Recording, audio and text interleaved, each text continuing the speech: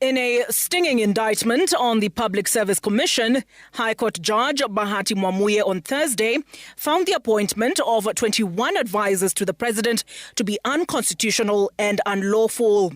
Mwamuye consequentially stopping any payments to the advisors and instructing the PSC to conduct an audit within 90 days of all offices established within the public service for the Executive Office of the President since the promulgation of the 2010 Constitution, with a particular focus on offices created since August of 2022 to ensure compliance with the law and report back to the court within 120 days. Those affected by Thursday's decision include the chair of the President's Council of Economic Advisers, David Ndii, National Security Advisor, Monica Juma, Deputy National Security Advisor, Joseph Boynet, Senior Advisor on Constitutional Affairs, Makau Mutua, Women's Rights Advisor, Harriet Chigai, Jaoko Oburu Odinga, Special Advisor on Economic Empowerment and Sustainable Livelihoods, former IEBC Commissioner Abdi Guliye, who was appointed Advisor Livestock and Rangeland Management, former Broadcast Principal Secretary Edward Kisiangani, who was appointed to the Presidential Council on Economic Advisers. Others on the list are former Solicitor General Kennedy Ogeto, who was Legal Advisor, Nancy Laibuni, Economic Advisor, Karisa Nzai, Political Advisor, Sylvester Kasuku, Governance Advisor, Dominic Menjo, Food Security Advisor, Sylvia Kangara, Economic Counsel, Christopher Doye Nakuleo, Political Advisor, Augustine Cheriot, Advisor, Economic Transformation, Joa Ger, Economic Advisor, Henry Kinyua, Advisor Crops and Value Chains, Mohamed Hassan, Economic Advisor, Steve Otieno, Cooperatives Advisor, and Ali Somane Mahat, Economic Advisor. Though my concern is that in his judgment on Thursday, Justice Mwamuye found that the appointment of the presidential advisors failed to meet the constitutional and legal imperatives on public service, public participation, fiscal prudence, which would necessitate the involvement of SRC, transparency, and merit. Olive Burrows, Citizen TV. And President William Ruto has directed all learners to report to their respective senior schools by tomorrow morning, regardless of whether they have paid school fees or have the required school uniforms or not. Speaking in Meru County during the disbursement of funds under the Nyota Business Support Program, President Ruto said the government, having released 44 billion shillings in capitation at the start of the year, schools have enough resources to accommodate the new learners as they join. The Ministry of Education has at the same time warned school heads that a strict action will be taken against those who fail to comply with the directive, as Emmanuel Tona reports. The president has finally broken his silence amid a growing public outcry from parents struggling with school fees and the cost of uniforms as schools admit grade 10 learners under CBE. In a firm directive, he has ordered all chiefs and their assistants to take charge on the ground and ensure every learner reports to their respective schools by Friday morning. I am directing that no child should remain at home because they do not have school fees. Every child, wawe na school fees, wasiwe na school fees. Wawe na uniform, wasiwe na uniform. Waende shuleni tomorrow morning. Na mimi nataka chiefs, na assistant chiefs, na members of provincial administration, every child in Kenya must report to school tomorrow because we have provided the money to teach all our children. President Ruto maintaining that the government had already disbursed sufficient capitation to at least last schools the first term of the calendar year. Tumetuma pesa bilioni 44 kusomesha watoto wetu. In any case, there is sufficient money for teachers, for our children to be taught in the first term. The president, who addressed rallies in Makutano in Meru County, adding that students transitioning to grade 10 should be allowed to report to school in the same uniforms they wore in junior school. Kama mtoto ako na uniform ya JSS, hiyo uniform ya JSS anaweza kwenda kutumia kwa secondary school, akingojea mzazi wako apate pesa ya kununua uniform ya secondary school. Mtoto wa Kenya asibaki nyumbani kwa sababu ya uniform. In a quick rejoinder, Education CS Migoso Gamba outlined how the President's directive will be implemented. Senior school principals shall optimize the use of the capitation funds that were disbursed to schools on the 2nd of January 2026, while permitting parents and guardians the necessary flexibility in paying their household contributions. The ministry also cautioned parents against failing to present their children to school tomorrow morning, citing provisions of the Basic Education Act. CS Ogamba extending the warning to school heads, stating that failure to comply with the presidential directive will attract legal and administrative consequences. Any report of non-compliance with the foregoing directives shall be made to the nearest education office or National Government Administration Office for appropriate action. Emmanuel Cho, Citizen TV, Nairobi. At the same time, the Ministry of Education is tonight reporting that 90% of grade 10 learners have reported to their respective senior schools, with the ongoing mop-up exercise expected to reach the remaining students. However, efforts to have learners report to Cluster 4 schools are proving challenging, as parents and guardians are still required to pay between 8,000 shillings and 15,000 shillings for additional expenses. Laura Otieno reports on the widening gap between government directives and the reality facing thousands of learners as they stare at an uncertain future. On Thursday morning, Bogwakomo Area Assistant Chief combed through the village, searching for grade 10 learners as part of the nationwide mop-up exercise. Here, 15-year-old Elkanah Ogega, who has been doing menial jobs to raise money for school fees, has only managed to buy a metallic box. The item he is expected to carry to Maranda Boys School in Siaya, following the directive given to chiefs to achieve the 100% transition policy. Hata kama serikali imetoa uamuzi watoto waende shule, hakuna fare. Sijui mwenye atajitokeza anisaidie fare. Rais hawezi pea kila mtu transport ya kwenda shule. Hapo sasa tunajaribu ku-encourage mzazi na well wishers, mwenye anajitokelezea anampea car hiyo nini fare.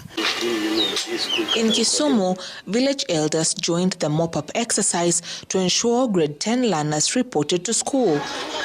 However, even parents who opted to transfer their children to C4 schools were confronted with additional payment demands, leaving many caught at a crossroads. Jana tulienda tukaambiwa sasa wameambiwa kwamba sasa hii watoto tena siji kama wako wengi, siji sasa kama wawezi ingia juu nafasi imejaa sasa. Na hata kusema ukweli nikienda nijaribu chenye inatakikana ni pesa. Vile walienda huko vitu zilikuwa zinahitajika zote. Lakini kwa sababu hazikupatikana zote, hakuweza kukaa huko kwa shule, waliweza kurudishwa tena. In Kilifi, hundreds of parents stand up, learners donning uniforms from their junior schools, seeking assistance to join grade 10. Despite assurances of admission, the timelines left many struggling parents confused and overwhelmed. Hata kama hana uniform, tumekubaliana na walimu atakwenda na ile uniform yake ya primary ile alikuwa naye kule. Lakini wewe jipange hapo mbele. Siku 2-3 usiwache mtoto wako abaki kwa shule akiwa madoadoa. Anaonekana yeye ndo tofauti. Wanasema katikati ya kondoo kuna mbwa mwitu katikati yetu. We have been able to transition 90% of the students from junior school to senior school. And students have reported all over the country. And we are really impressed. As the government continues to issue directives, the tears and frustrations of parents and their children tell a different story. One of a government either out of touch or ignoring the reality of academic expenses at a time when many families are struggling under the weight of the high cost of living. Laura Otieno, Citizen TV. And still on education, grade 10 students are expected to begin learning next week, with the Ministry of Education reporting plans to distribute books to schools across the country. The Kenya Institute of Curriculum Development, KICD, and the ministry say the publishers have already printed and distributed over 50% of the learning materials. The books' printing and distribution had been delayed due to debts owed to publishers. Brenda Wanga reports. Almost a fortnight after grade 10 learners began reporting to school, learning materials in the form of textbooks are finally making their way to the classrooms. On Thursday, the CS for Education led the exercise, which will see the largest consignment of learning materials for a single grade distributed to senior schools across the country. A total of 11.87 million books are required for the first year of senior school education. For every school, we are sending 2 sets of books for every learning area so that we can enhance variety. If a school has 100 learners, for example, that school will get 60% of the books from one publisher and 40% of the books from another publisher, so that in senior school we start enhancing particularly that competency of communication. And today we'll be releasing the actual numbers of all the students who have actually been admitted to our senior schools across the country, which therefore means that studying in these institutions will start in earnest from next week, which requires that we need to ensure that they have materials in school to allow the teachers to be able to start their curriculum, their training, and their teaching of our students. The books will cover a total of 38 learning areas, including the compulsory subjects of English, Kiswahili or Kenya Sign Language, mathematics, and the newly introduced community service learning. Is that the books that we are distributing today were ready as early as June last year for printing. The printing and publishing of the learning material had been delayed for months following a standoff between the ministry and the publishers over unpaid debts totaling 11 billion shillings. A partial clearance of that debt set the printing press active, and as a result, 8 million books have been printed so far for distribution. We believe that the other balance will be coming soon, because we need to first distribute, take the delivery notes to KICD, and then get the remaining 60% for grade 10. We believe that you will continue to support us in terms of timely payment of our dues. And because we've shown commitment and goodwill in releasing the 5.6 billion, there is no reason for the publishers, the printers, to doubt that the government is going to meet its obligation in paying the pending bill of 4.4 billion, so that this partnership. The distribution drive is expected to have been completed by the end of this month, where 2 learners will be sharing a book per core subject. At the same time, the ministry says it is rationalizing data from schools that may alter the number of books sent to each school after many inter-school transfers were requested and implemented. Brenda Wanga, Citizen TV. All right, and with that, we want to have a conversation with the panelists here in studio. I told you earlier on that we have the former Assistant Minister of Education, Dr. Kilemi Mwiria. Janet Ouko is an educationist, as well as educationist Dr. Chris Galgalo. Let me begin with you, Janet, on this one, because on several occasions we've heard of parents struggling to take their children to school. But this time it appears the struggle is deeper. Your thoughts about the directive by the President that learners to report with or without school fees or school uniforms?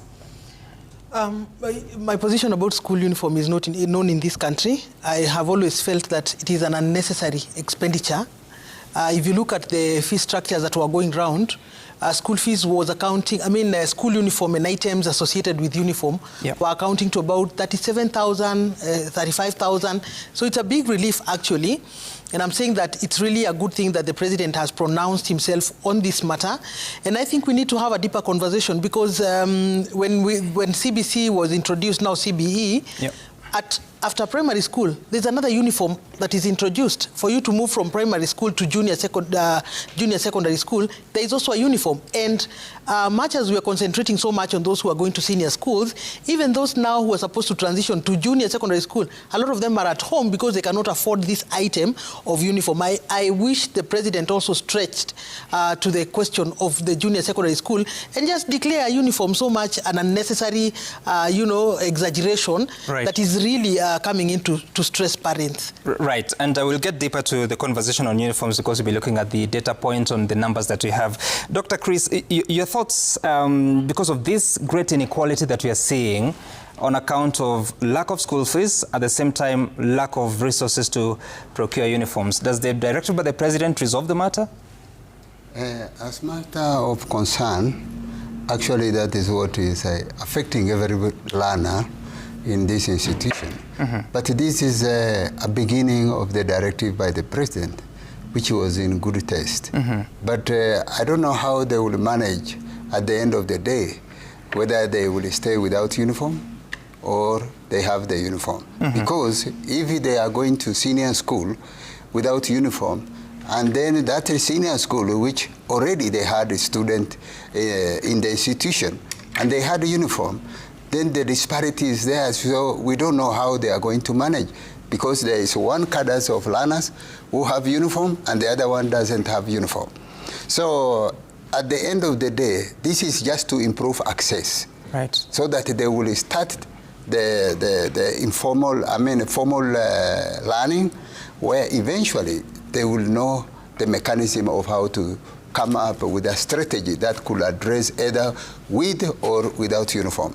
But the government might come up as an affirmative measure that they can even supply them with uniform. I don't know. Okay. Because the president has already directed that you can report to the school without uniform. Right. Then what is there after? So we don't know what strategy they are going to put it in place to either to enable all the parents who are now accessing this senior school to be, the government can purchase for them, or they provide free uniform, or they will lower, or to provide them with a lesser costly uniform. All right. That matter, as you said. Again, like I said, you get deeper to that. But Dr. Muria, your thoughts about this, the challenges of accessing education. So you find that we have funded largely the free primary education, the free day junior school, but when you get to the senior school, these were the challenges coming. What shall we do? Yeah. First, let me talk about the decree by the president, and that said that it's really. It is not even it's not necessary for him to give that degree, because the Constitution guarantees every child not just free but compulsory basic education. And this is reinforced by Article 43(1)(f) of the Constitution, which also has underlined the fact that education is not just an individual but also a social right.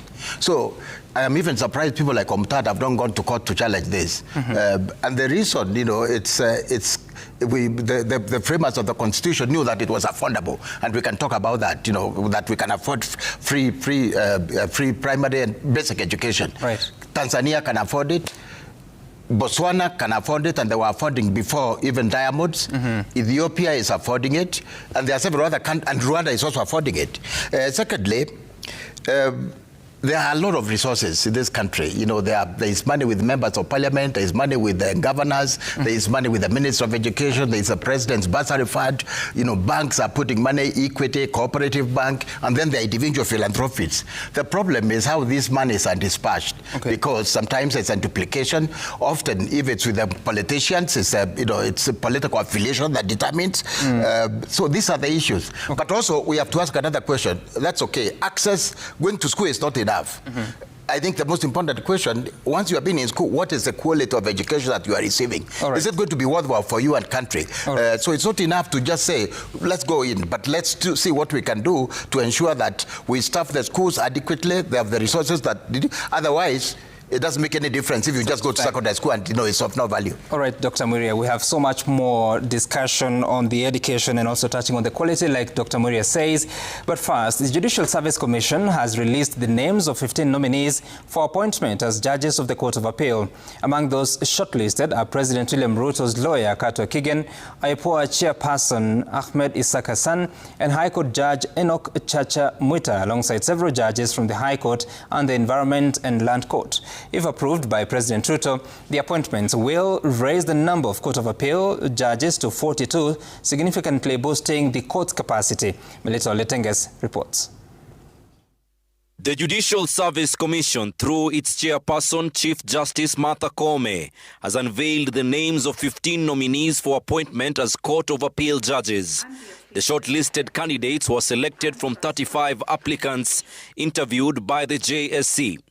Those nominated include Environment and Land Court judges Samson Odhiambo Okongo and Munyao Sila.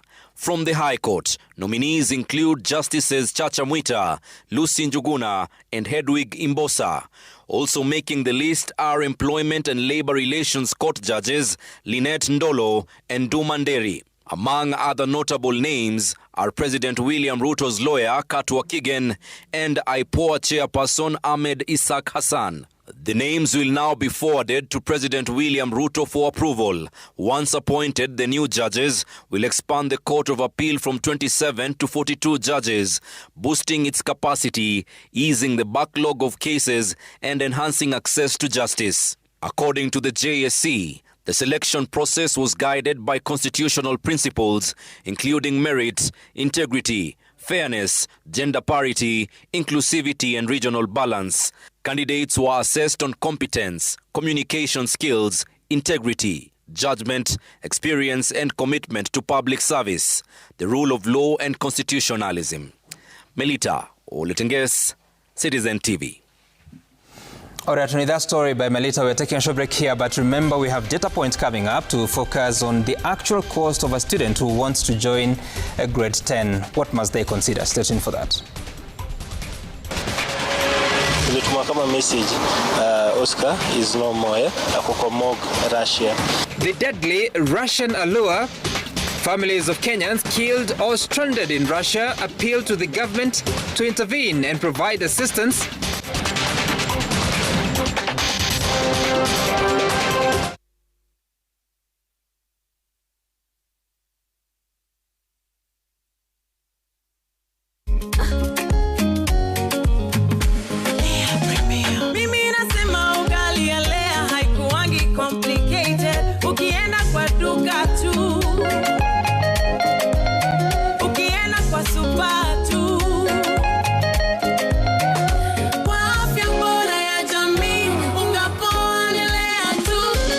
Guys, mwazeni wait.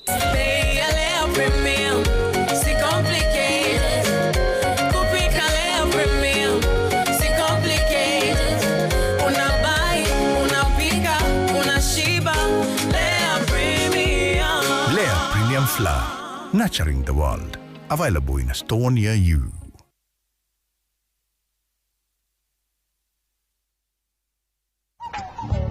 Sometimes dirt can give us something back. That's why I use new Omo. With naturally derived stain removers, it penetrates deep to reach the toughest stains for unbeatable stain removal.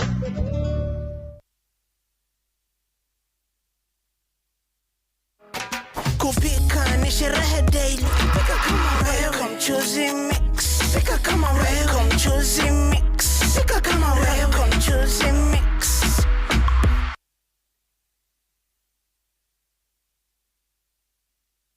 Welcome to Extraordinary Splash and Drive Car Wash Kamakis. Enjoy premium services, body wash, buffing, interior detailing, carpet cleaning done to perfection. Find us along the Eastern Bypass, Kamakis. Call 0727 941 734. This January, slow your pace, quiet your mind, let the wild fade just for a while. Find your reset in nature in the wide open plains on the Masai Mara, where mornings are quiet and time moves with the rhythm of the wild. With convenient weekend departures, enjoy 2 peaceful nights in the Masai Mara from just 28,650 Kenya shillings per person, sharing sunrise game drives, open skies, and moments that bring you back to yourself. Let nature do what it does best. Restore, ground, and renew. Start somewhere quiet. Reset through our view. View Travel. Dream, explore, discover. Royal Mabati Factory Limited brings you January offers. Get corrugated and box profile at 388 per meter, brick tile at 401 and Roman tile at 500. Relax at home and enjoy free delivery countrywide. Call us on 0722 638383 or order now at www.royalmabati.com. Imagine 24/7 monitoring system voltage and frequency to ensure it's no more, no less. Welcome to National Control Center. This is where we control the country's power generation. These screens enable us to see the entire network, the generation and the demand. We have to generate power, transmit it, deliver it to the substations, all the way to the transformer, and finally to you. Pamoja twang'aa.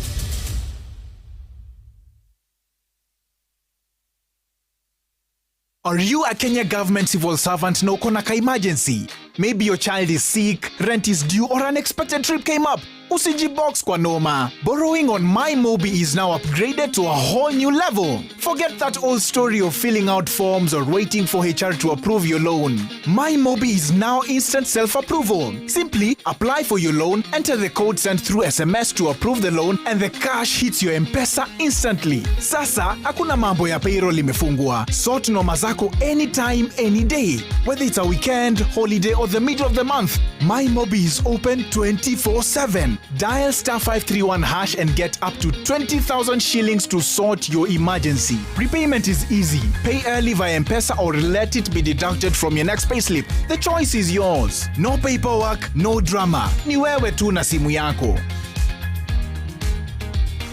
With MyMobi, now you're in control.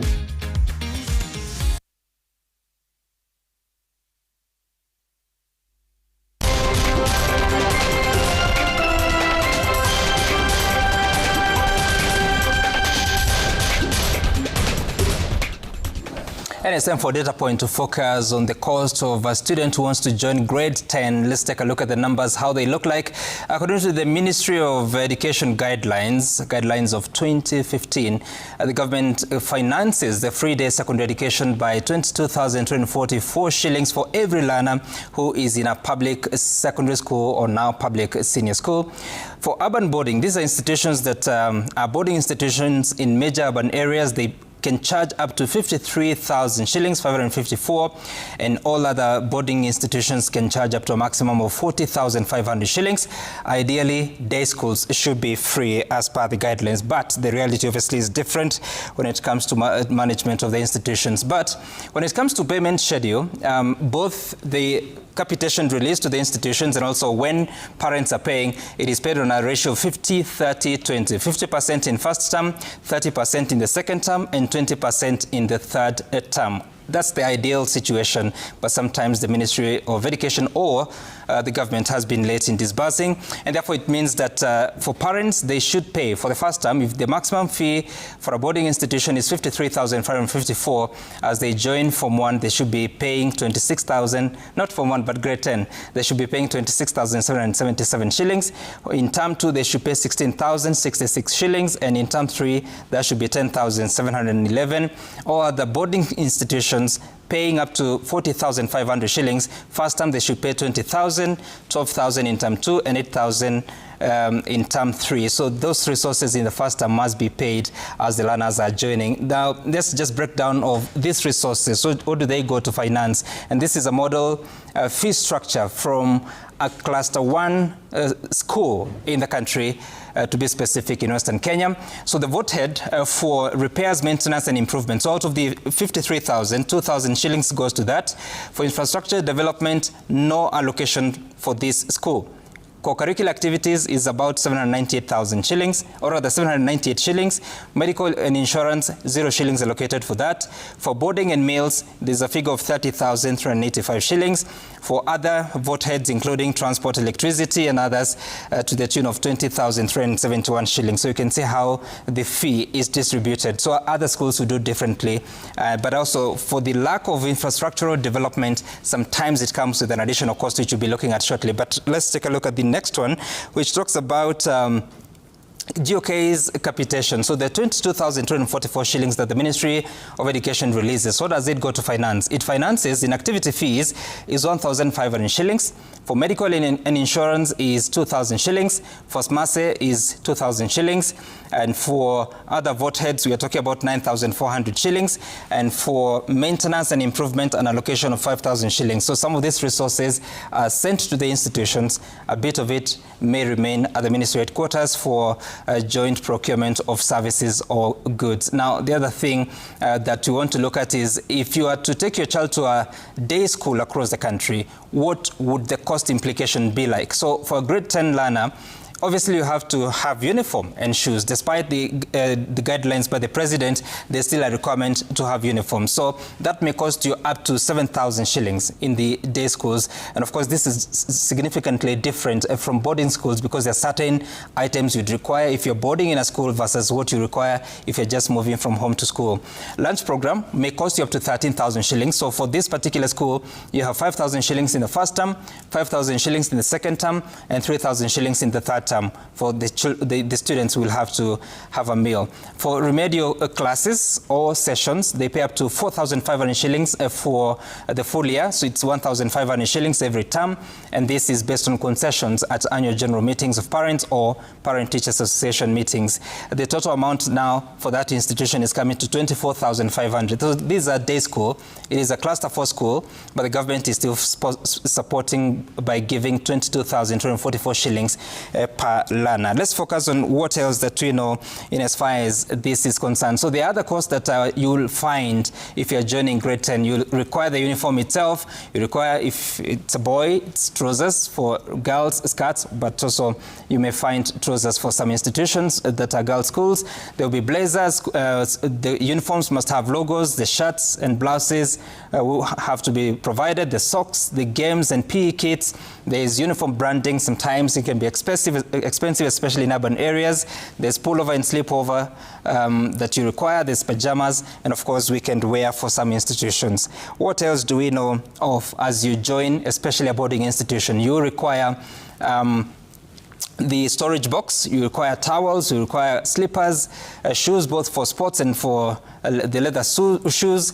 There will be stationery that may be required, tuition materials, pocket money obviously, and personal garments, shoe polish. And these are some of the things that parents are having to deal with, especially when they're explaining that they cannot afford to join the institution. So what's more, in summary, if you're joining a cluster 1 school in an urban area, you will require school fees of up to 53,554 in a year. Remember, first term you must pay half of that. For uniform and others, that may require you some 15,600 shillings. It may be higher for some schools depending on where they are located, where you're buying the uniform. Is it at the school? Is it privately? Is it at a particular shop you've been sent by the school? You require bedding and mattresses. It may cost you up to 7,000 shillings. Personal effects, including towels, slippers, and others, may take you about 5,000 shillings.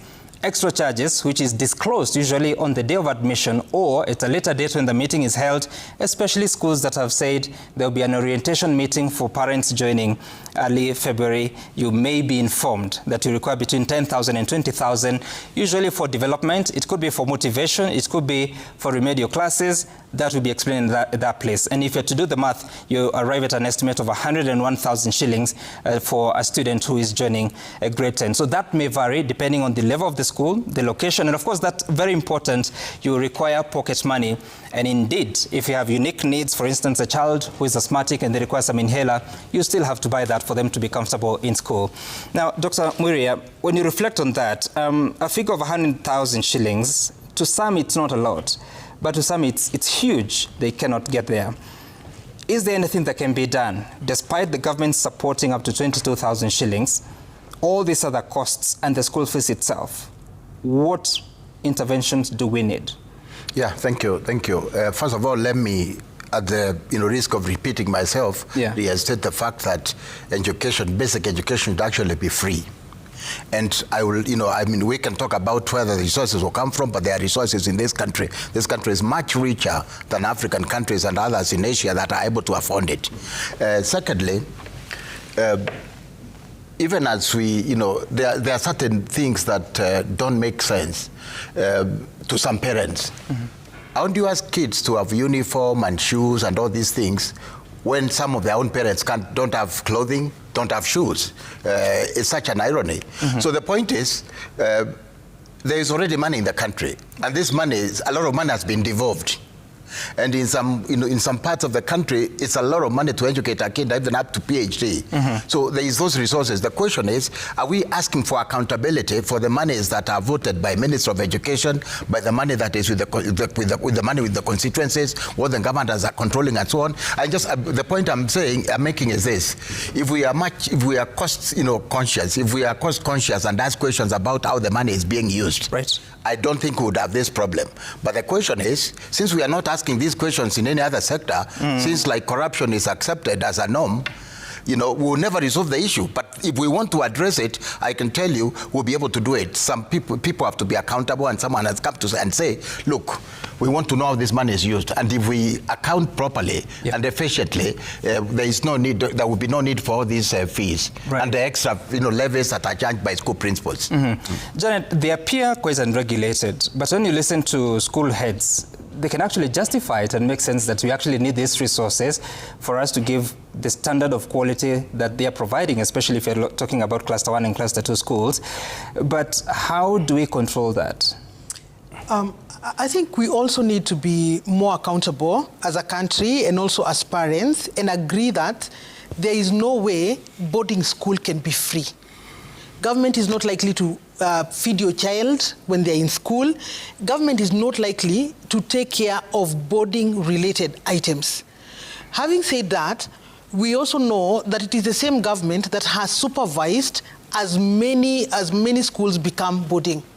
So there's a lack of control of government. If government is saying we can afford day school to be free, and so that let's talk about how day school is free next. But let's first deal with the issue of boarding schools.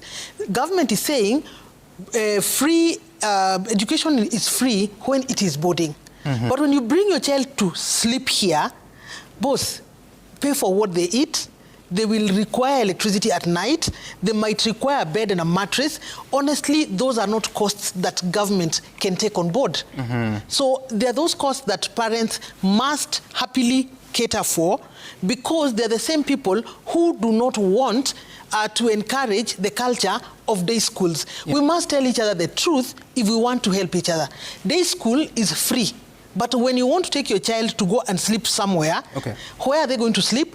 Who is going to feed them? They'll need electricity, they'll need water. So the boarding component is what parents are required to pay. So when they're unable to pay, what shall we do? No, that is why I'm saying the government is the one that is also not leading from the front. By one end of the mouth, you're saying day school is free. But you know too well that most of the good schools in this country are boarding schools. So what do we do about it? It is you who is admitting children in boarding schools without reference to whether they are able, and there is no checklist that I want to go to a day school. Even if any child wanted to go to a day school in this country, what quality of day schools do we have? We are seeing the same government not investing in day school. We are seeing the same government taking more money to the most endowed schools, and those schools become boarding. So all this confusion you're seeing about us saying that we don't have space is because we are equating school to bed spaces. That's what we're equating the school capacity to bed spaces. So that whole philosophy is wrong, and we need to very quickly begin now planning about how do we become as affordable, how can we bring education so that everybody can access it. And the concept is about boarding, day schools. Day schools. Now, Dr. Chris, even as you look at this, when you listen to the members or leaders within the Ministry of Education, they're talking of institutions that attracted upwards of 50,000 applications, but they have capacity of between 500 and 900. If you listen to every child, they want to go to the top schools, as you know them, regardless of whether the parents can afford. And like she says, it is the question of quality across the country. I don't know what your comments would be, especially when it comes to the investment into proper learning facilities across the country. Thank you, Sam. First and foremost, on the cost of education in this country. There are so many institutions that are entrusted to provide, some kind of bursaries, allocations, and what have you. If the government take up a tangible point of putting all these institutions into one basket and address these challenges of cost cost education in this country, that will add up well. Because I remember very well during Munavu's task force, where he was the chair, and the president was very categorical, and he said, how do we address this issue of the cost inhibitive in the education sector? Right. And you must put all these sectors together, like bursaries from CDF, bursaries from county government, bursaries from other institutions that is entrusted to give out this money to various institutions in terms of education. But if we put all these together and address from one basket about education in this country, we can go very far. Secondly, about the quality. Yeah. Quality does not entail only the money involvement. There is learning facilities, there is teaching facilities, there is human capital, there is infrastructure development. There are other facilities which are very essential. In a society, there are three things which are very critical. One is education. Two is about health. Three is about security. If you address all these three, that is concerning about the social phenomena that affect the society or citizen in this country. So the best way is we have to evaluate ourselves. Where did we go wrong? How do we address this challenge? By putting all these resources together. Look like the first time when Kibaki came up with free primary education, people did not anticipate that it will be successful. But it was very successful. Why? Because he put all the taxpayers' money into one basket. And he said the first priority is education. The second one is health.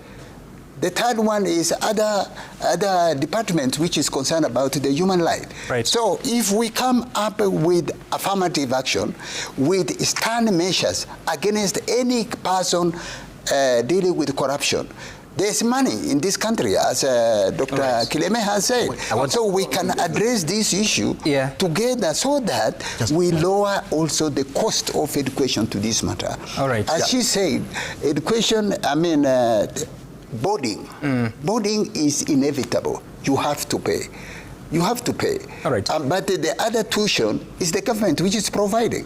Out of these 22,000, there is a government which has given directive that they should carve out 4,000 for infrastructure development. From these 22, this is how they are broken down. And this one will now improve also the quality of education in terms of infrastructure. And then the other responsibility is not only the government. We, the stakeholders, must get involved in how to make education accessible by all. Because there are 5 issues that you need to address. Dr. Before you go to the 5 issues, please hold on your points. We'll get to the now full discussion shortly because also we have to talk about there are all manner of accusations about the patterns of investment across the country in the education sector. But first, the National Police Service tonight is on the spot over delayed remittance of monies to insurance companies for provision of group life cover and work injury benefits for police officers killed or injured in the line of duty. In a heated session before National Assembly's Public Accounts Committee, National Police Service leadership were at pains to explain why families of police officers who die in the line of duty have to wait for 3 years to receive their compensation. The insurance company awarded the contract is blamed for failing to pay claims amounting to 220 million shillings, as Gatete Njoroge now reports. And which were various concerns over the fate of families of police officers who die in the line of duty and those injured by the enemies was the center of focus at the Public Accounts Committee sitting. But now it's 3 years. Members of Parliament took to task officials from the National Police Service and the insurance company over what they say is delay and frustration faced by families of fallen officers to get compensation funds. Some have to wait for 3 years for claims, which are supposed to be paid within 5 days after notification and submission of all documentations. We want to understand, you have a contract, you have signed a contract. Why not meet the obligation within the as per the contract timelines and specifications? Is it this the claimant failing or delaying to submit documents, or is it exchequer issues to pay for the insurance? What is the major cause for this? The insurance, most of the time, is not funded because of exchequer issues. Our main constraint is actually premium. For us to be able to run efficiently, you pay, you get the full service. With the Auditor General's report indicating that as at November 2023, the insurer had not paid over 220 million shillings owed to officers killed in the line of duty, the insurer says 97 cases amounting to 206 million shillings have been settled and that only 3 cases amounting to 6 million shillings are in the processing stages. I'm very sure without summoning you, you would not have paid this money. I'm very sure. Even the next one, you will pay when we summon. And we will be summoning and we will help the accounting officer to make sure that you pay. The team was also taken to task over 4 stalled administration police service projects, which are at various levels of completion and where government could have lost over 38 million shillings. What is this change? MPs questioned how the cost of a proposed 3-story works of 24 units flats and a mess was inflated. The project, whose construction began back in 2006, was budgeted to cost 64 million shillings. The first contract was terminated after a contractor breached the terms and was paid 23 million shillings. It was advertised later and awarded to a different contractor who was to complete the project at a cost of 114 million shillings. In the course of the original contract and the retendering, we are talking of a difference of how much? Is that 73 million? Is it fair to say that the taxpayer lost 73 million on this project? There was no loss of FAT. The increment was caused by the change of scope of work. The scope increased in retendering. The MPs also questioned various construction works at different police stations where they say National Police Service did not get value for money. Meeting is adjourned.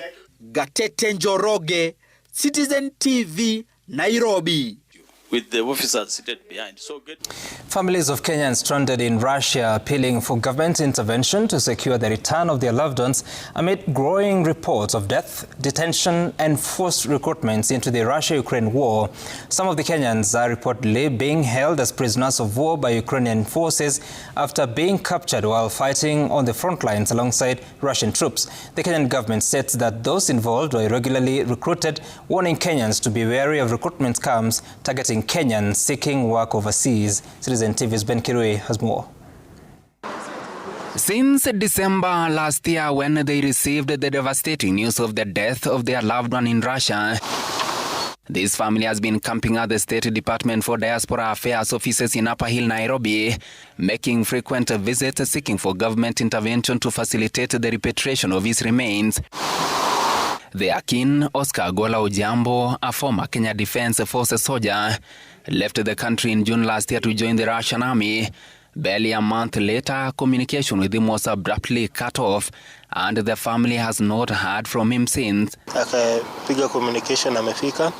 After 1 month, communication ikakatika. Tukaambiwa kuna komanda wa army ya Russia alimtumia message akisema Oscar alituacha. From then tumekuwa tukijaribu kufuatilia na Ministry of Foreign Affairs na tuone kama venye mwili italetwa. They are not alone.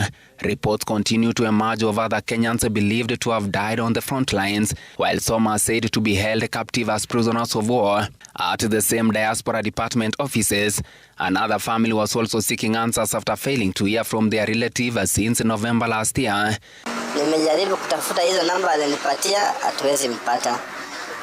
Na tunasikia kuna watu wametoka huko, kuna wengine wamekufa, kuna wengine wametoka hata hawana mguu. In this case, the circumstances surrounding his recruitment were different. The family says he was lured abroad for what appeared to be a legitimate job opportunity, only to arrive in Russia and be offered a military role.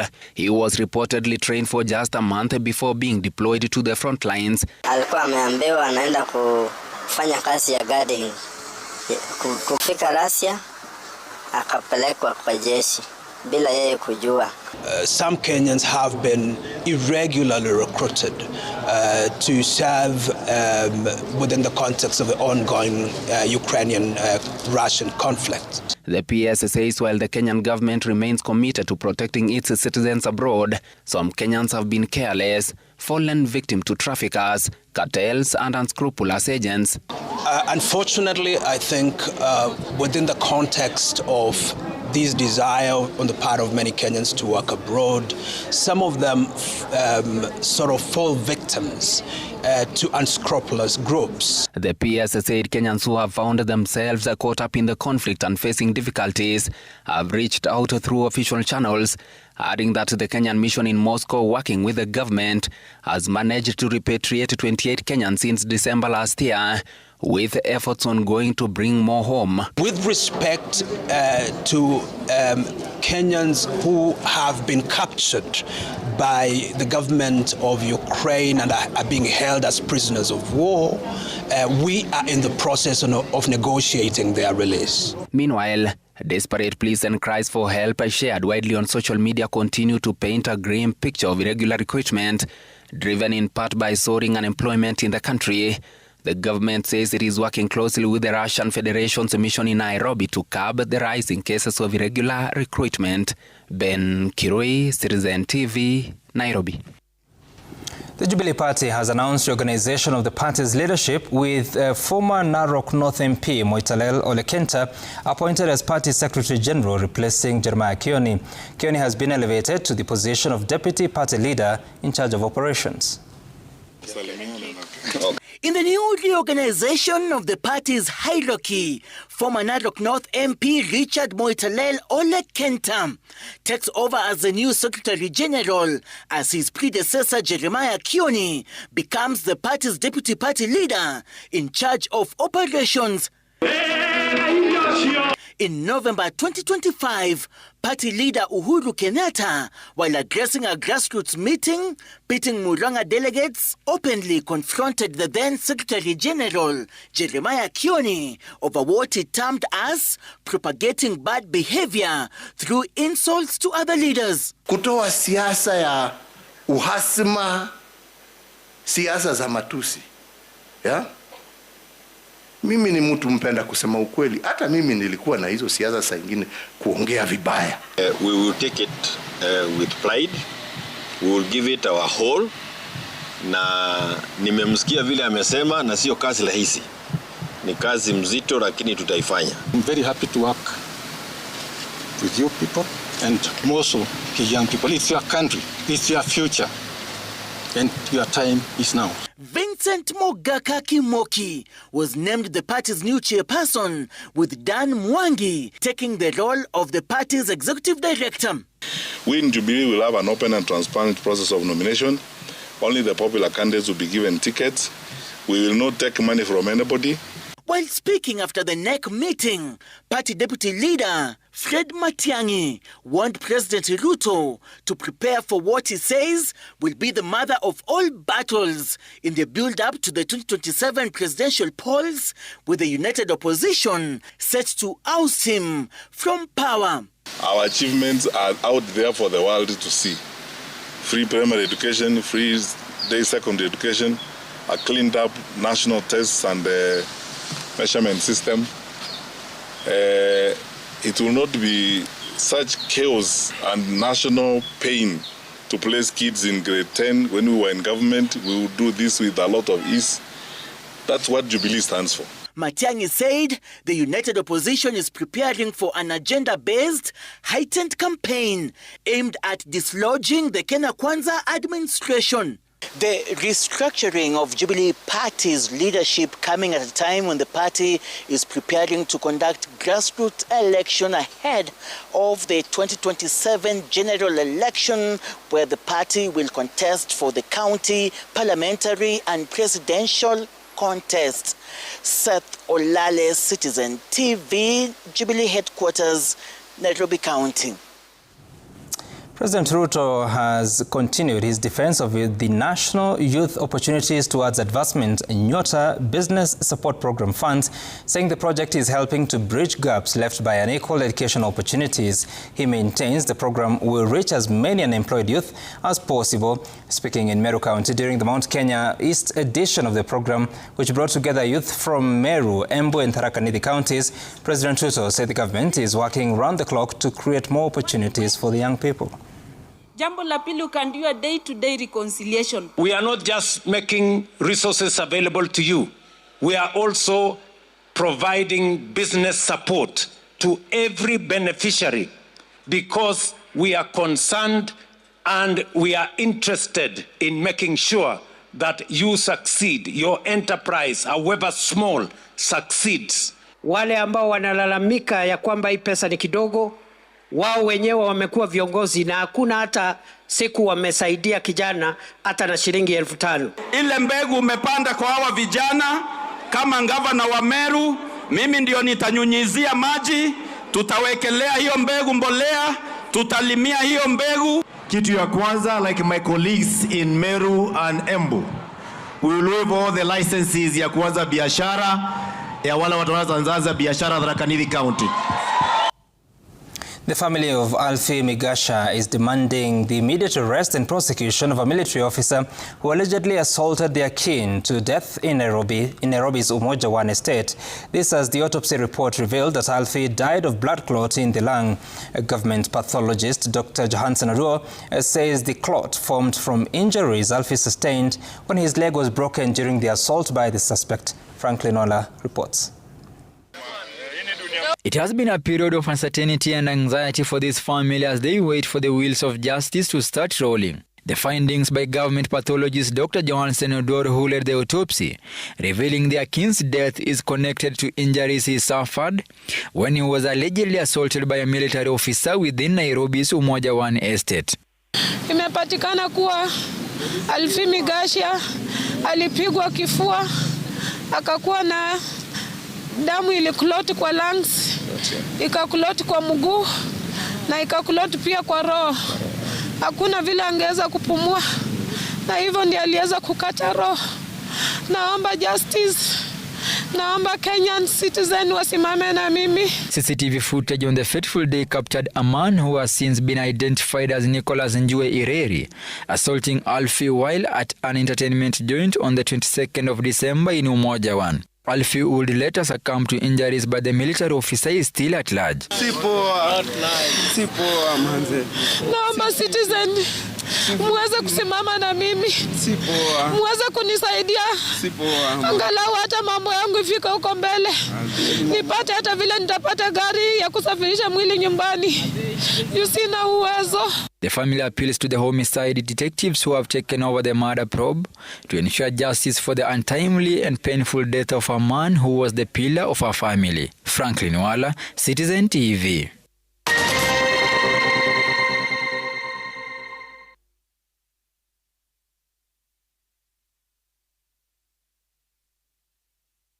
Kibao kila wiki na Carrefour. Enjoy fresh pork belly at 599 shillings per kg. Fresh strawberries 200 grams at 155 shillings. Dawat Daily Basmati rice 5 kg at 999 shillings. And Ramton's Fridge 243 liters at 49,999 shillings. Deals kibao kila wiki na Carrefour.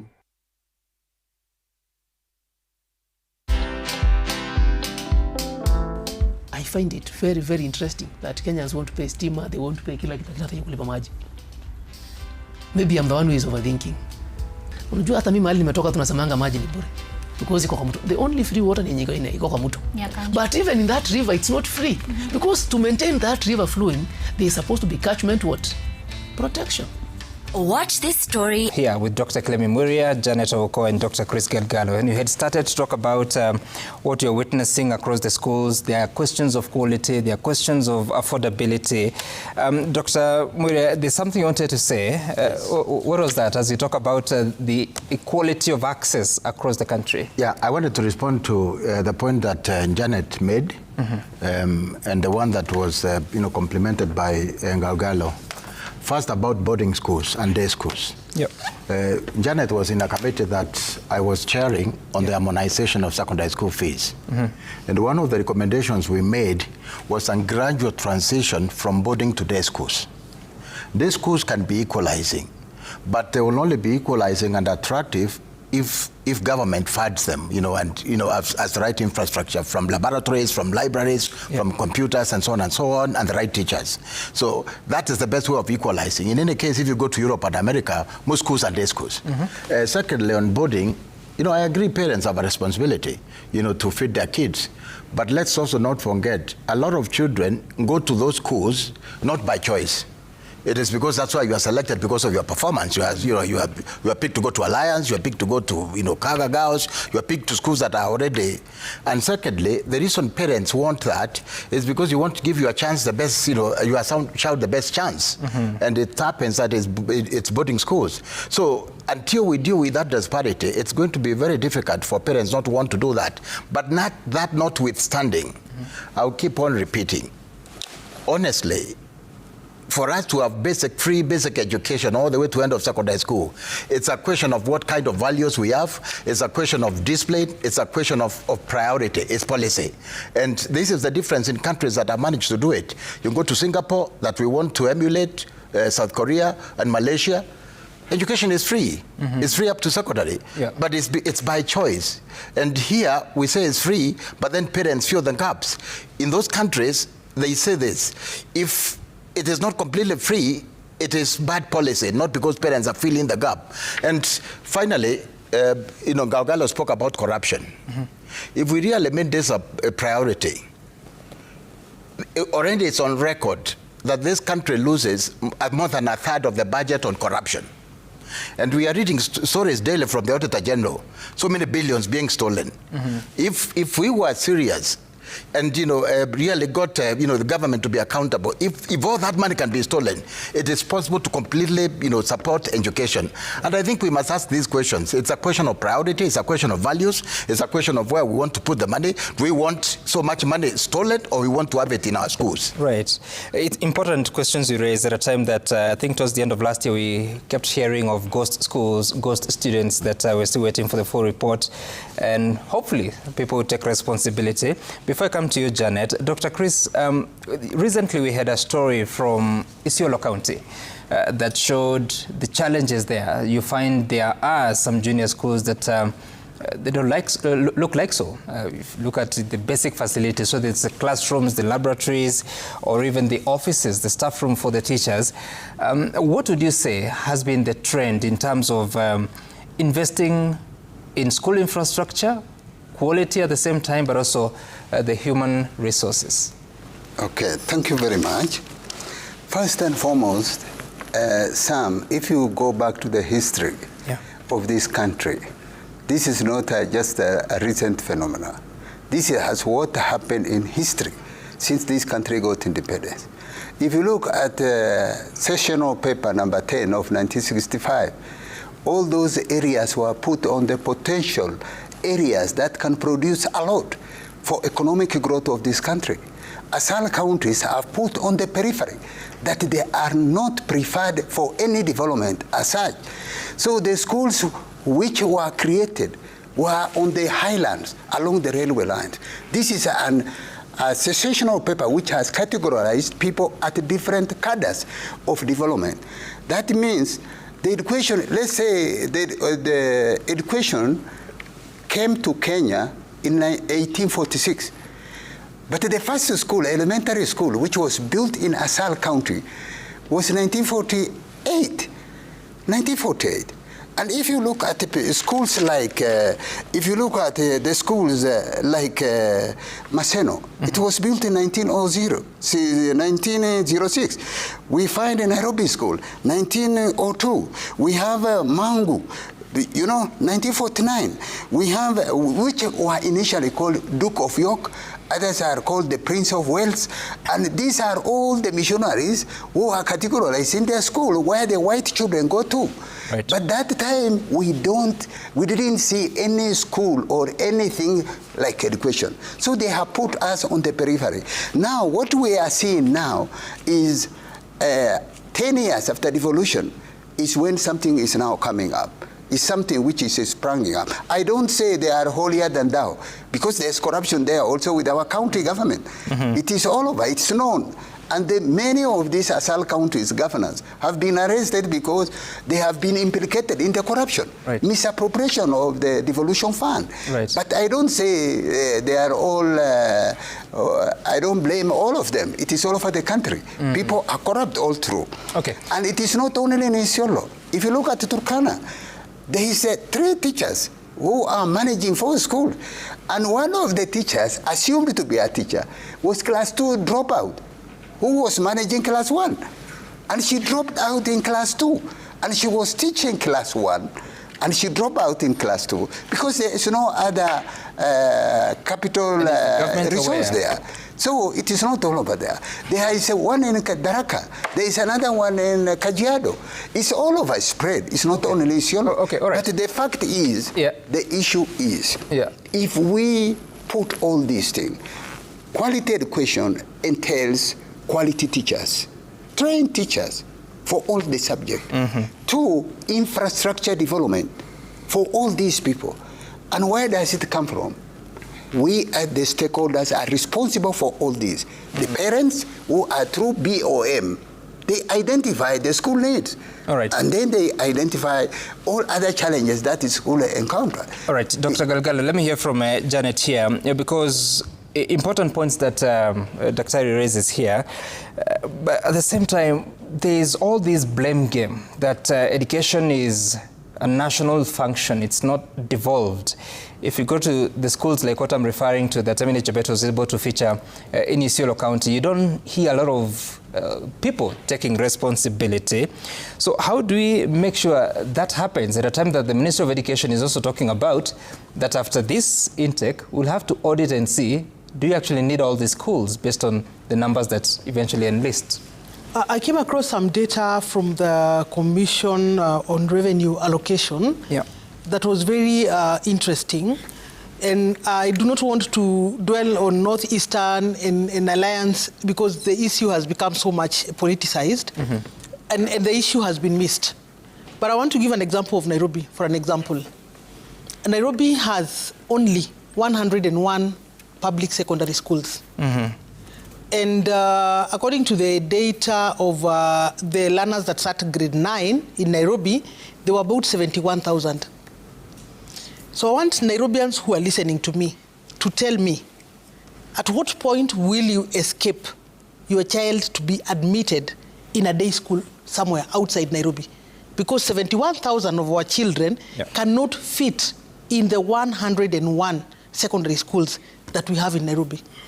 And when we want to have conversations with our leaders, it is you who will not agree to hold your leaders to account. Because when a governor of Kiambu is investing in building schools, the governor of Nairobi is investing 1.7 billion shillings in a feeding program. Those are your priorities. So you finish eating, after eating, your child does not have anywhere to go for secondary school. In short, what I'm saying is, our choices have consequences. Let us be serious about the investments that we make. When you hear people saying that communities are spending a lot of their resources to build schools, like for an example, I think a county like Nakuru, for example, that has quite about 343 public secondary schools against a population of 53,000 that sat the grade 9 tests, for example. It's very hard for you to hear residents of Nakuru complaining that our child was called to a day school outside our county because they already have enough home schools. And the same situation happens in Murang'a, happens in Nyeri, and but there are counties like Mombasa. Mombasa has only 50 public public secondary schools. So that much as we do not want to have this conversation, we cannot keep saying counties came so that then we are self-governing, so that then we are using resources in the best way that we know how. How is it that you do not know that you have less secondary schools than you would need? How is it that governors have money for everything else apart from what matters to them? And they want to bring these conversations about, alliance. we cannot keep talking about Alliance. In any case, the leaders who are talking about Alliance High School, I dare them. How many alliances have you started? Alliance, the one that we are talking about, was begun by colonialists. What have you done? I mean, these are conversations that we really must have. But on that point of governors, knowing too well it's not a devolved function. Let me correct you. Yeah. How do you explain that a feeding program, it is not a function of the county, but it is being implemented? So do we go cherry picking? We don't want to do this. It is not. It's a national government function. Just say, do we want to do this? It's not a national government function. Yes. Education. Yes. At a basic level and a tertiary level is a national government function. Sure. The governors should only be engaging in ECD, early childhood. Is that what they are doing? Unless there's a concession between the county government and the national government. We know that governors have secured concessions with national governments to do other things that are of interest to them, especially issues that advance themselves politically. That's what they are doing. But the issues that are really important, how do you explain that Nairobi has 101 public secondary schools? Where do you expect Nairobi children to go? They will go to Kuria. They will go everywhere else. And then parents will be saying, our child has been called to a day school. What would you want the Minister for Education to do? All right. Now, Daktari, with all this conversation, and of course it's potentially emotive and political, but it's reality that there are certain regions that are struggling with the level of schools that they have, the quality of schools that they have. And being a Kenyan, you'd want your child to go to the best. Yeah, that's true. But first, let me, address the issue that we missed about day schools being merged. And I'm a strong advocate of that. The problem, the reason we have day schools almost in every village, even when the next school does not have enough students, is because it's political decision making. An MP comes in and wants to start their own schools. So, and then you have two schools, they both have school buses. They have, so I have argued very strongly, we need to merge and see how we can even share those resources. It makes sense. We must run our schools cost efficiently. As long as schools are springing up every day, it's going to be difficult for the Teachers Service Commission to even provide enough qualified teachers. It's not possible. So merging, yes, we have to do, because this is the best way to provide quality education at a reasonable cost. The emotive issue about disparities, I agree with Gaugalo that there are regions in this country that were historically disadvantaged, and those that were historically advantaged. Central Kenya, they have very good schools. He spoke about Maseno, Nyanza, Western Kenya, and so on. Those are, this is known. But after independence, new schools were established. And some of them were established by our government.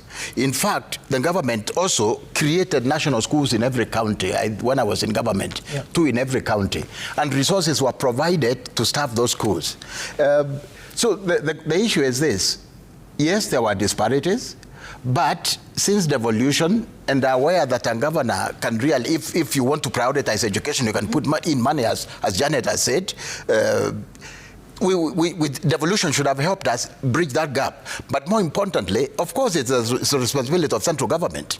And if we insist it's a responsibility of central government, we must ask, therefore, why did schools like Shimolawatewa, disappear? Why is it that we don't hear about Marsabit High School and Garibatula, which were top schools? There are issues. There are issues about accountability. So I think the main, the thing is this: even as government will put money in schools, unless we ask for accountability, right from Jogo House to the regions, to the counties, and to the schools, we will not be, doing our best with the money that is available to support education. Right. So for me, it is not that we don't have any resources. The Minister of Education receives more money than any other ministry and receives more money than most other countries in this region. And yet we are not able to achieve as much, simply because money meant for education most of it is not used for that purpose. Now, Doctor, as you come back on this, so we're also realizing, and I think we've been doing a bit of analysis of the KCSE 2025 results, that there are quite a number, 48.7% to be specific, of D+ and below. And learners that go to the day schools you're talking about here, 66% of them end up in that bracket of D+ and below. And when you ask a question, the NEC CEO, Dr. Jengere, was saying that the reason is partly because of the entry behavior. But you and I know that the quality of these institutions, there's a challenge there. I don't know if you have any thoughts of what would be a strategic intervention? So there's a proposal to merge those that are not justifiable based on the numbers, but what is a better strategy to enhancing those schools to make sure that even if you cannot afford to go to the national schools we call to, you go to the neighboring day school and you can actually succeed? Thank you, Sam. Let me take you back. For any system to be established, you look at 5 pillars of A's. A5. 5 A's. You have to look at those 5 A's before you come up with a system in education. One is accessibility. How do people access this institution? You look at it, that you have to look at the access. 2, the 2A, number 2, is availability. Availability of the school. Where are they based? Are they able to access these available schools in their locality? And that is another one. Then the second one is when we have, the other one is after availability, you have found the school, then you look at affordability.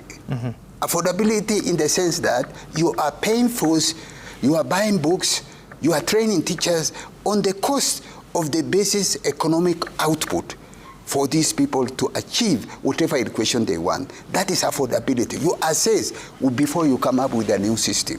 Like this CBC or 844, you have to come up with this number 3. After availability, you look at what is called now acceptability. You accept the system. Is it affordable? Is it available? Is it accessible? That is what we call now acceptability. After acceptability, then you go now to embrace the new system that we have undergone all those processes. The 4th one, now we are coming up to what is called adaptability.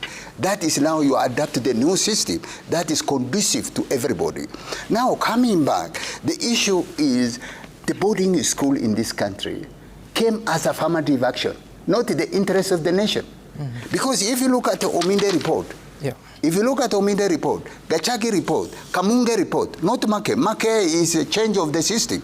But if you look at Kamunge report, Gachagi report of 1976, Ominde report of 1964-65, and then Kamunge of 1988, all of them, they said, unique challenges of the ASAL counties must be addressed by the nation. Must be addressed by the nation. All of them recommended, and one of the affirmative action they recommended, in all those recommendations, one of it is a boarding school for ASAL to improve access. To improve access. That is very important. People are, why do they need boarding? It's because their livelihood does not encourage stationary. They are moving with their livestock from one place to another in search of pasture and water. But that is now to make this student to access formal education like any other student whose family are sedentarized, doing farming, doing agriculture, doing business. They are stationary at one place. How are we faring on that front? Pardon? How are we faring on that front of establishing boarding schools? Actually, all of us, people like me, I passed through a boarding school. All of us in nomadic counties went through a boarding school, not a stationary. Dr. Godana, who is becoming an example of Meru High School, and he was an A student, and he was told, do as Godana did. In Meru School, it became a motto. Because he went through a boarding school in Marsabit, which was established by missionaries. All boarding schools mostly are established by churches. So, you see? So, is it viable today? I am telling you, for us, it is viable. Because there is another Is it possible to invest in that? And what does it take? What strategic intervention do we need for that to happen? For that boarding, is to, when I was the chair of NACONEC, I went to assess all these boarding schools in ASAL counties. I was sent to Isiolo and Marsabit. Although the facilities are dilapidated, I can tell you, but there are some boarding schools, like Bubuisa Primary School.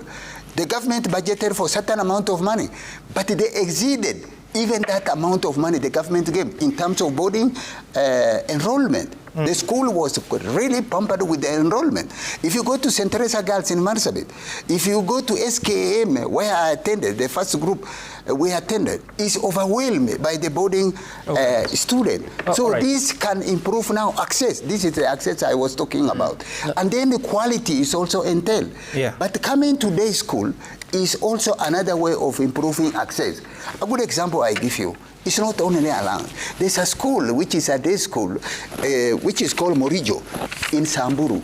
Out of 171 students who sat for this KCSE, 147 of them are secondary, university intake admission. 147 out of 171. I have analyzed all this. So it means... All right, Dr. I hear you. Yes. Janet, your thoughts about the quality of grades you continue to receive, and like I had told Dr. Galgalo, despite the entry behavior that the marks may be low, we've seen situations, we've seen situations where that mark can actually be improved to a quality grade in KCSE. Yeah, I say that the saddest moment of my life is usually when some of those results are released, not because learners have failed, but because of our pretense that the ground was fair. Knowing too well that the ground was never fair. The truth is that most of our day secondary schools, as much as we're here saying that day school is a way forward to expanding access, government does not invest in day schools. And that is a fact. And even now, when we are saying that 44 billion, I saw the president saying 44 billion shillings has been sent to schools. But the devil is in the details.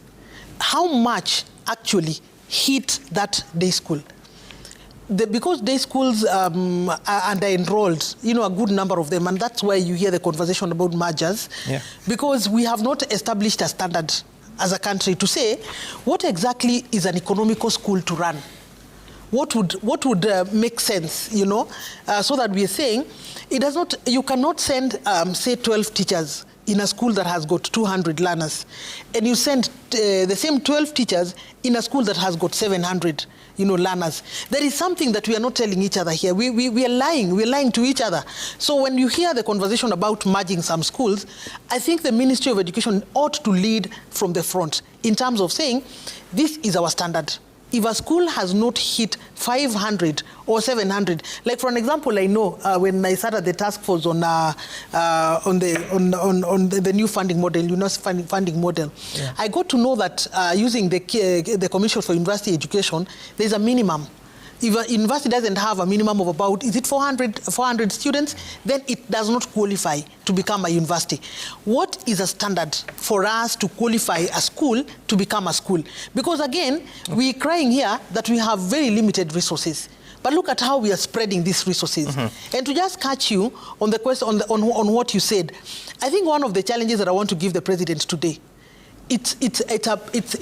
we've suffered an eyesore when we hear the PS telling us that we had 50,000 ghost students. And I want to ask, what are we being told that information to do? What do we do with that information? There were 50,000 ghost students. Did ghosts withdraw the money? Because money was sent to those ghost students. Did ghosts withdraw the money? No, there is somebody who withdrew the money. That person is either in Jogo or somewhere in Treasury, because the teachers of this country have come out to say, no, it is not us. We gave accurate figures. Right. Who exactly is this? Who exactly is this? And when the president is saying, we are really tough on corruption, and I am asking, you're tough on corruption. So where are these 50,000 ghosts? Even a small show cause letter. We have not seen any show cause letter to anybody. We have not seen anybody writing statements at the EACC, and you're fighting corruption. You are not fighting corruption. And worst of all, we cannot be telling parents there is no money. We cannot be telling head teachers there is no money. Yet, 50,000 ghost students. And I think to just, because this is unanswered by the PS, that these schools, most of them were secondary schools. Meaning what? Primary school is not lucrative to have a ghost because it's a common 1,400. So secondary school is where it's lucrative to have ghosts because it's 22,400 shillings. Yeah. So I think the issue of accountability, as Dr. Kilemi Mwiria is saying, is one that also the ministry needs to lead from the front so that even head teachers can also be accountable. If you're not accountable as a ministry, where would you be coming from to ask head teachers to be accountable? All right. Dr. Kilemi Mwiria, your thoughts about the many issues that have been spoken about, but also we are transitioning in now to the competency-based education. I think KCSE has only 2 cohorts this year and next year. And KCSE has been very easy to even analyze the sort of performance we're having. Soon it will be a totally different affair. How do you assess return on investment in education? Because if you're pumping in 706 billion shillings to the education sector every year, KCSE shows you that 50% of that class is scoring D+ and below, and I know the pass mark is D+ according to the Kenya National Examinations Council, but a significant size of that class failing. As you transition, how do you measure return on investment or value for money? Yeah, first let me make some points to react to what my colleagues have said. Yeah. One on on day schools and the managing and numbers, and and Janet knows again because she was in this team. We did recommend the very minimum a number of students they should have for it to qualify to be registered. Mm-hmm. We did. That is already, it's with the ministry. The problem is one of implementation, and you don't want to touch politicians when they want to start new schools. Yeah. Secondly, the point Godana made about, Dr. Godana, Galgalo, Dr. Godana coming to Meru School from Northeastern and being the best student. Yeah. And I'll tell you, I have been to school, and I know them professionally also. A lot of young people from Northeastern Kenya, when they get a chance, they're outstanding. But the reason they're outstanding is not because they have bigger brains, larger brains than any of us. It is because so few of them are able to make it through the system from that kind of environment. And the reason being, yes, it's true, it's government business.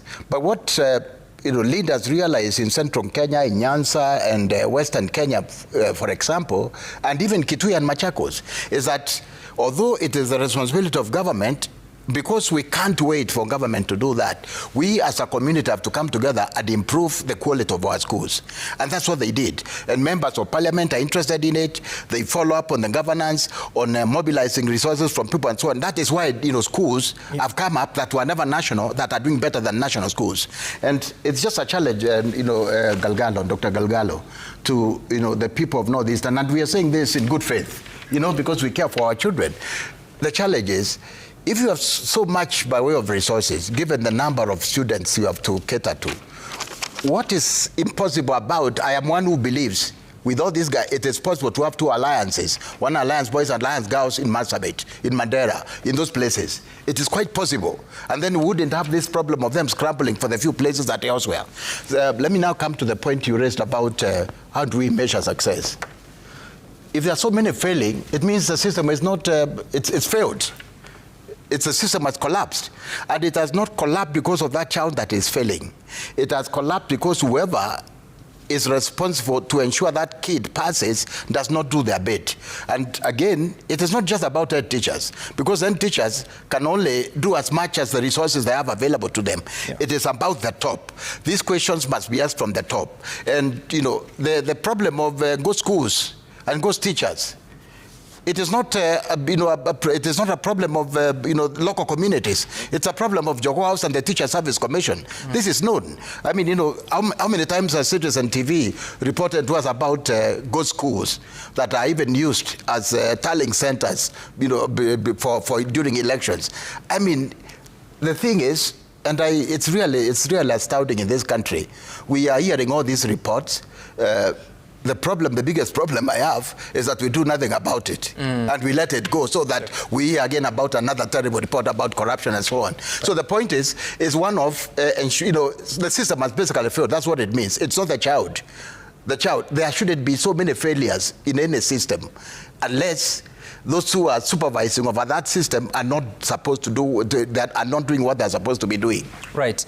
Now, our time is up, but I want us to take a look at the feedback that has come to us at Citizen, which one? There. At Citizen TV Kenya, the hashtag to use is Citizen Tonight. What Kenyans are saying this evening, in as far as the conversation we've had here is concerned. So, protests hustler. What a name. Yeah, let me have a look. A whole generation will be going to waste. Why is that a new system which is totally unsustainable? Meanwhile, their children are studying under British system. Joe Amanon, sometimes media people just need to go to the ground, talk to open-minded teachers, not principals. That is when you realize an entire generation is being wasted, and in 10 years' time, the impact will be catastrophic. For instance, why introduce subjects that no one can teach in those schools? Joseph Wamboa, you're saying, sustainable change often requires advocacy at a systemic level. Governments need to commit to equitable education policies that explicitly aim to bridge the gap between different socio-economic groups. Civil society and advocacy groups can push for reforms that prioritize funding. Orutwa Sam, you're saying the government has so many unnecessary expenditures plus corruption totaling into billions, which adds no value if well utilized, can offer free education in our country up to university level and above. Is that it? And then Wairindi, you're saying school principals are untouchable. It seems they collaborate with the officials at the ministry to steal from the parents. And Jim Ross, you're saying that government should consolidate funds allocated to MPs, governors, ministries, and the presidency, reduce excess spending, and redirect the savings to make education entirely free from primary institutions to institutions of higher learning. I bet that's what you meant. Then finally, Wanyeke says that the government has brought total chaos and despair in collapsing education system in his journey to make Kenya Singapore. Children admitted in day schools 400 kilometers from their home, 40% of grade 10 students unable to report due to economic hardship. Most students schools of their choice. Okay, it's like you're saying. On the issue of uniforms, the government should select a set of uniforms for every stage, one for JSS, another for seniors, all the same across the country. This would reduce so much wastage. Now, I have 2 minutes to split across for us to wind up, starting with Dr. Galgalo. Your closing remarks. Mine is about behavior, entry behavior. Right. And entry behavior, it depends on where you come from. There are some people who has facilities, but they are not performing. But there are some people who do not have facilities, but when they go to a good school, they excel even more than those who had passed through the exam. A good example, there was a child in Alliance who was admitted through computer system with 250 marks. But when it came to the final result, that boy got over B. You know, and that is a good result. So what matters is not the entry behavior of the marks. The other time, somebody with a 285 had A- in the final analysis. So the issue is not the entry behavior. It is the exposure and the facilities you can access easily, and you will get it to it, and you can perform. And then... Indeed, sorry, Dr. Galgalo, we are out of time. Indeed, as you say that, 173 learners who went to national schools ended up scoring an E. Janet? Yeah, I think there's a conversation that we need to have, and especially in the broader concept of what exactly education is for this country. And we are speaking about education in the context of Article 43 of the Constitution and Article 53. And education is supposed to be free. Now, there's a conversation about developing senior schools. And that burden is likely to be left to the parents. And that's why you see the figures that you tabulated there were drawn from the Kilemi Mweria Task Force. Kilemi sitting right here, really brought education to affordable levels. But when you add the component of development, which parents are being asked to pay 20,000 and 30,000, it's really creating a burden on parents. And we need to agree, is it the role of parents to develop schools, or it is the role of government to develop schools? Because then it's becoming really a bottleneck towards access. I think think that is a conversation that we need to have, because if the plan of government is to just send capitation, I always say capitation is like money for matumizi, it's pocket money for electricity. It cannot be the plan for funding CBE. Capitation grant is not the plan. All right. Dr. Muria, you could... Let me just pick on where you spoke about a lost generation. And not just this year, we've been losing lots of generations. And it is not their fault. It is because those who are, in charge of, who are responsible for them doing better are not doing it. Yep. So, I mean, I think Janet said choices have consequences. It's okay to continue blaming government and our elected representatives and so on. Yet, we do nothing about it. So, if people don't put the right people in place, what do they expect? Finally, and it is good that we have ambition to be like the Asian tigers. Not a problem at all. But what they did, they made education a priority and ensured that not so many fell by the wayside, because there is no country that can develop by leaving 60% of the young ones out of the economy. And when we have all these kids failing, it means they have no chance to contribute. So it is important, to invest to ensure that we do what we have to do for our kids, not just for their own benefit or the benefit of regions like where Gaugalo comes from, but also for the sake of this country if we have to take off. Sure. Thank you so much, Dr. Clement Muria, who is the former Assistant Minister of Education, Neto Oko, an educationist, and Dr. Chris Galgalo, an educationist, but also former chairperson of the National Council for Nomadic Education, NACONEC, for making time for us. Asante sana, and you, the viewer, for sharing the feedback. We're taking a short break, but when we come back, we have business, including this story. South Africa's Nedbank Group makes a proposal to acquire 66% controlling stake in NCBA through a tender offer.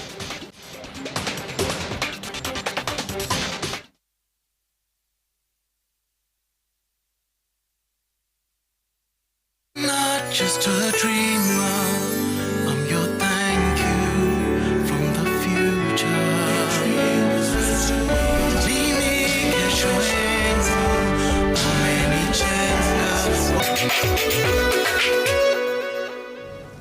Nedbank is set to take up the East African market by storm. This follows the announcement of the Johannesburg-listed lender's intention to acquire a 2/3 stake in NCBA, an equivalence of 66% of the bank, in a transaction set to be completed by the third quarter of the year. The transaction will see Nedbank invest upwards of $855 million.